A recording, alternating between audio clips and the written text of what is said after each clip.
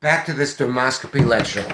What you have is a reedy ridge affiliated with a furrow right here, and the other one was a reedy ridge that's affiliated with a ridge. Here you can see an equine sweat duct, and here you can see two ducts present. Let's focus in on them. See these white areas here? The circles represent ducts. And here you can see pigment that's crossing a ridge. And you could see the furrow with pigment inside. A dermatoscope uses cross-polarization. Light passes through a polarizer and it changes its action or axis approximately 90 degrees, leaves the dermatoscope, then enters into the skin. In the polarized mode, it reflects several times beneath the skin until it reaches an angle of approximately 180 degrees, and then it comes up again, and then it goes through the cross polarizer. This way, only the vital information that you see comes from deeper structures within the papillary dermis. Such structures could be collagen vessels as well as vasculature. You need to see shiny white structures, which you could see in a basal cell carcinoma. That could also be an ominous sign of a melanoma. It could be a dermatofibroma with a central scarring and peripheral network. I'll get on and show some examples of this later on. When examining toenails, I told you that you must use a contact medium. Now they have such a thing called a toggling mode in a dermatoscope. This allows you to toggle between the polarized and the non-polarized. This way you could actually see pictures of, say, miliocysts coming into and out of view. You could see the collagen or the scarring come into and out of view. It comes into view, the scarring, when you have the polarized mode. When you have miliocysts, you have the superficial mode that best shows these miliocysts. So when you toggle, it better enables you to make a diagnosis.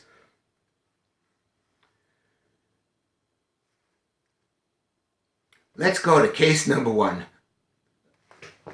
A 75-year-old male presents with the chief complaint of fungus toenail. Objective: circulation relatively normal, xerosis heals. However, on the dorsum of the foot, there was noted a 0.5 centimeter brownish lesion with a hypopigmented center. What to do? This is your foot lesion right here. Let's go to the next one. Okay, so you did a punch biopsy. Here you go. The laboratory came back as, let me read it to you. It's basal epidermal proliferation is exuberant, and while changes such as these can be seen overlying dermatofibromas, these features are also reminiscent of a superficial basal cell carcinoma. Therefore, close clinical follow-up would be judicious. How are you going to do close clinical follow-up? I waited 6 months and took another clinical picture. Take a look at this picture. My naked eye cannot tell what's going on underneath this erythematous area. No dermatoscopic structures can be seen. I cannot even tell if a pigment network is present. I need additional help. Help! Okay.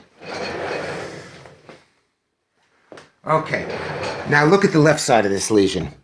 Left side of this lesion appears to be less uniform than the right side of this lesion. I need polarization in a dermatoscope. High polarization in a dermatoscope.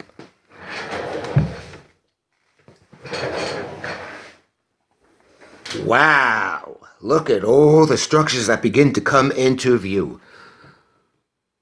Now, the original pathology report had dermatofibroma versus basal cell carcinoma in the differential diagnosis. Look at all these structures. The hairpin vessels are typically seen in a seborrheic keratosis. Shiny white lines are present in a basal cell carcinoma, and so are arborizing vessels. Yet there are no spoke wheel structures and no leaf-like structures that you would normally see in a basal cell carcinoma. Please forgive me if I'm getting too advanced, but I'm just trying to show you what the benefits of the dermatoscope is. That is allowing all these structures to come into view that are unseen to the naked eye. Wow. Take a look at the magnification that a computer can give you. You see underneath here, there are globules in the circle, and here you have central white scarring in the center. Let's see. Is a dermatofibroma benign or possibly troublesome? If the peripheral network is regular, if there's basically uniform, and if this central scarring is not irregular, there's no need to worry, and monitoring is an acceptable choice. Conclusion: when a pathology report says to closely monitor a lesion clinically, dermoscopy is needed. Remember, all those clinically important structures that were blind to the naked eye. Now that you know how a dermatoscope works, what next? What is the gold standard for diagnosing a podiatric lesion? Why not send a biopsy with a dermoscopy image so as to best help the pathologist, especially in sectioning the image and allowing the pathologist additional horizontal information to best make a diagnosis.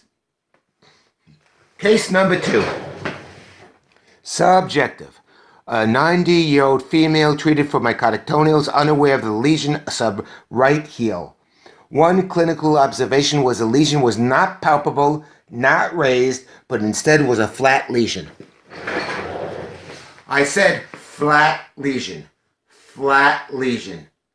That's critical. Remember, flat lesion. What could this be?